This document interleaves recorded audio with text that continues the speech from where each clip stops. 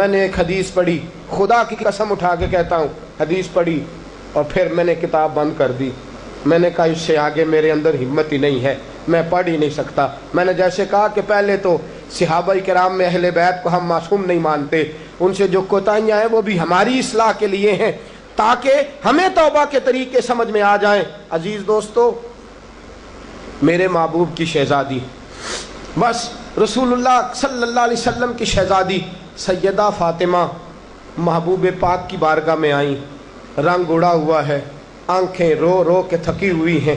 محبوب کی شہزادی در رسول پہ آئی، آ کے حضور کے سامنے کھڑی ہوئی. کہا یا رسول اللہ صلی اللہ علیہ وسلم، حضور آج میں بڑی الجھن میں پھنس گئی تھی، آقا آج میں بڑی پریشان ہو گئی تھی. حضور نے فرمایا کیا ہوا؟ کہا یا رسول اللہ میں اور علی باتیں کر رہے تھے، باتیں کرتے کرتے کرتے کرتے بات بڑھنے لگی. حضور مجھ سے کوئی ایسا جملہ نکل گیا، علی ناراض ہو گئے، مجھ سے بات ہو گئی. دوستو درۃ الناصحین میں صاحب درۃ الناصحین لکھتے ہیں، کہا علی ناراض ہو گئے. سیدہ فاطمہ فرماتی ہیں میں نے 70 چکر لگائے علی کے کمرے کے. کتنے؟ بیٹیوں، خامند کی اطاعت میں تمہاری جنت ہے. اور ماں باپ بھی ذرا خیال کریں، مائیں بھی ذرا خیال کریں. میرے رسول پاک نے فرمایا جو کسی عورت کو اس کے خامند کے خلاف بھڑکاتا ہے، جو کسی عورت کو اس کے خامند کے خلاف بھڑکاتا ہے، اللہ اسے جنت کی خوشبو بھی عطا نہیں کرے گا. چاہے اماں ہی مشورے دے رہی ہو، چاہے کوئی مشورہ دے رہا ہو، خامند کے خلاف جو بھڑکاتا ہے. سید عالم صلی اللہ علیہ وسلم کی صاحبزادی کہتی ہے میں نے 70 چکر لگائے، سونیا میں نے علی کو راضی کیا. حضور علی راضی ہوئے ہیں تو خبر دینے آئی ہوں. بس اس سے زیادہ بڑی بات اور نہیں مل سکتی. دل کے کان کھولنا، ذرا جاگنا، ذرا اٹھنا، ذرا ٹیک چھوڑنا، ذرا غور کرنا. یہ کیا جملے بول دیے میرے رسول نے؟ حضور نے فرمایا فاطمہ، یہ وہ فاطمہ ہے کہ جو جنتی عورتوں کی سردار ہے. یہ وہ فاطمہ ہے جن کا دوپٹہ اگر کبھی واضح ہو جائے تو سورج منہ چھپا کے نکل جائے. یہ وہ فاطمہ ہے کہ صبح قیامت آواز آئے گی، نبیوں ولیوں غوثوں کتبوں ابدالو گردنیں جھکا لو، نظریں بند کر لو، محمد کی بیٹی فاطمہ کی سواری گزرنے والی ہے. الفاطمہ تو بدعت منی، الفاطمہ تو سیدۃ النساء اہل الجنہ. حضور نے فرمایا فاطمہ تو نے اچھا کیا، علی کو راضی کر لیا. اگر علی تجھ سے ناراض رہتے اور تیرا انتقال ہو جاتا، حضور فرماتے ہیں فاطمہ میں تیرا جنازہ نہ پڑھتا.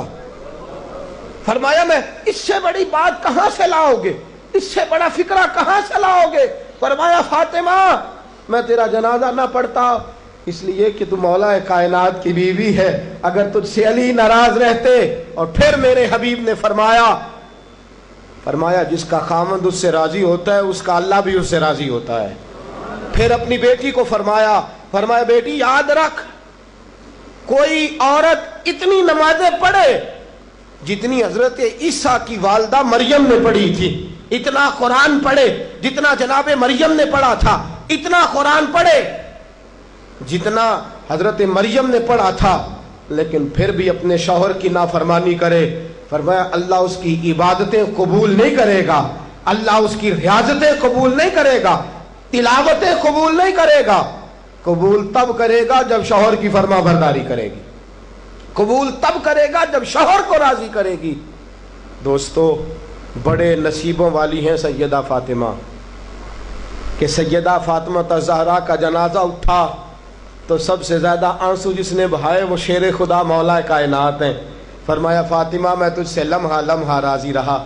فاطمہ تو ایسی بیوی تھی کہ کائنات میں دوسری کوئی نہیں ملے گی. اور دوستو بڑی نصیبوں والی تھی سیدہ خدیجہ الکبریٰ.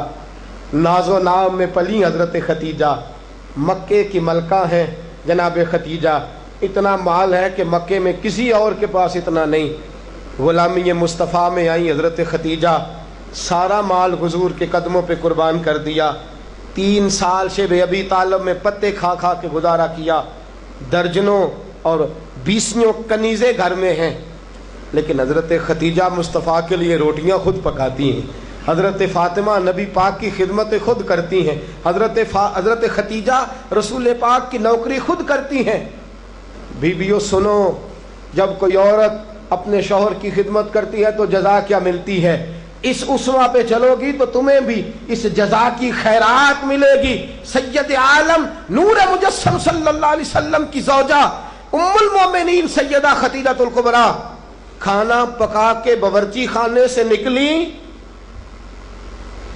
رسول پاک صلی اللہ علیہ وسلم کی خدمت میں جناب جبریل امین حاضر ہو گئے۔ کہا یا رسول اللہ خدیجہ کھانا لے کے آ رہی ہے۔ حضور نے فرمایا پہلے دن نہیں آ رہی، وہ تو روز آتی ہے۔ پہلے دن نہیں آ رہی، وہ تو روز آتی ہے، لیکن آج آپ کس انداز میں آئے؟ تو حضرت جبریل کہنے لگے سونیا، رب فرماتا ہے خدیجہ جس پیار سے آپ کی نوکری کرتی ہے، جس محبت سے خدمت کرتی ہے، خدیجہ نے جس درد سے میرے محبوب کا خیال رکھا ہے، رب فرماتا ہے جب خدیجہ آئے نا کھانا لے کے، جب خدیجہ پہنچے، اللہ فرماتا ہے کہ محبوب خدیجہ کو اس کے رب کا سلام کہہ دینا، خدیجہ کو اس کے رب کا۔ حضرت جبریل کہنے لگے سونیا جہاں اللہ کا سلام کہیں گے وہاں ساتھ اس غلام کا بھی سلام کہہ دینا۔ جب عورتیں شوہر کی فرما برداری کریں تو انہیں پھر خیرات ملتی ہے، انہیں پھر اللہ کی طرف سے رحمت کے پیغام آتے ہیں۔ سلام میری بہنوں، میری بیٹیوں، خدا را چھوڑ دو کان دھرنا، چھوڑ دو کسی کی بات سننا، شوہر کی اطاعت میں آ جاؤ۔ اگر یہ زیادتی کرے گا تو اللہ اس سے پوچھ لے گا۔ مختصر سی زندگی ہے، اس زندگی میں تم فرما برداری کرو۔ اگر یہ غلطی کرے گا، اگر یہ ظلم کرے گا تو فیصلہ اللہ پہ چھوڑ دو، اللہ خود حساب لے لے گا، اللہ خود تمہارے لیے دروازہ رحمت کھول دے گا۔ تمہاری طرف سے کوتاہی نہیں ہونی چاہیے، تمہیں شوہر کی نافرمانی نہیں کرنی چاہیے، تمہاری طرف سے زیادتی نہیں ہونا چاہیے۔